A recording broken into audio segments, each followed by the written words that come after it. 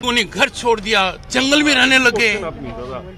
महिलाएं मुझे कहती हैं वो फिर आएंगे हमारे पास।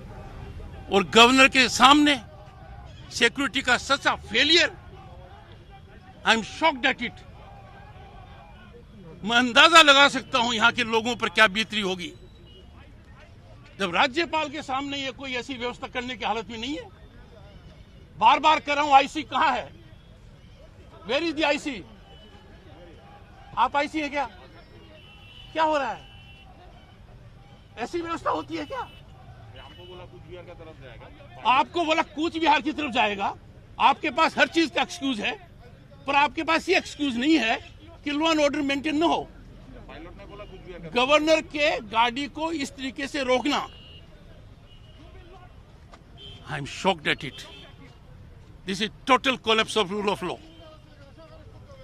मैंने कल्पना भी नहीं की थी कि इस प्रकार का नंगा नाच हो सकता है।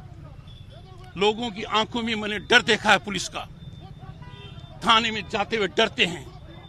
घर लूट लिया गया। बेटी की शादी के लिए सामान किया, वो लूट लिया गया।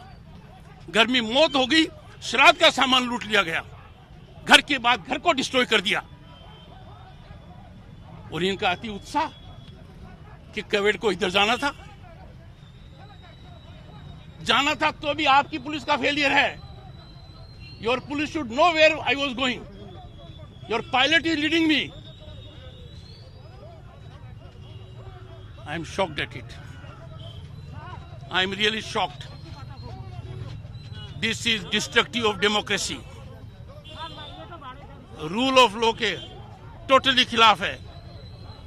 मैंने आगाह किया था चीफ सेक्रेटरी और डीजीपी को कि they must ensure there must be proper law and order while I am there. It is planned. आठ लोगों को इतनी छूट दे दी गई, उनको ऐसे हाथ जोड़कर ट्रीट कर रहे हैं। They are violating law and they are being treated as guests. Shocked at it. 3 मई से राज्य के मुख्यमंत्री को पूर्ण अधिकार रहा है।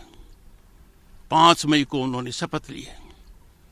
10 दिन तक इंतजार करने के बाद जब पूरे प्रांत से, देश और विदेश से मेरे पास समाचार आए, लोगों ने मेरे सामने प्रश्न खड़े किए, मुझे कटघरे में रखा कि महामहिम राज्यपाल, ऐसी विकट परिस्थिति में आप क्या कर रहे हैं? 4 राज्य और 1 यूनियन टेरिटरी का चुनाव हुआ था। हिंसा सिर्फ पश्चिम बंगाल में क्यों है? और जगह सत्ता कंटिन्यू हुई है, पावर का ट्रांसफर हुआ है, वहां ऐसा क्यों नहीं होता है?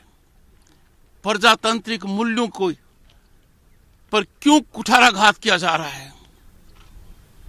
मैंने सरकारी तंत्र को आगाह किया, उनसे जानकारी मांगी। मुझे जानकारी के रूप में कुछ नहीं मिला। तब मैंने निर्णय किया कि राज्य का प्रथम सेवक होने के नाते मैं हर संभव वो कदम उठाऊंगा जिससे जनता में कुछ मलम लगे, उनका हौसला रहे। मुख्यमंत्री की मर्यादा है कि वो संविधान को अपहोल्ड करें, संविधान के अनुसार काम करें, संविधान के दायरे में काम करें। और राज्यपाल का दायित्व है वो संविधान को प्रिजर्व करे, प्रोटेक्ट करे, डिफेंड करे। और अनुच्छेद 159 के तहत राज्यपाल की ड्यूटी है संविधान के अंतर्गत जनता की सेवा करे।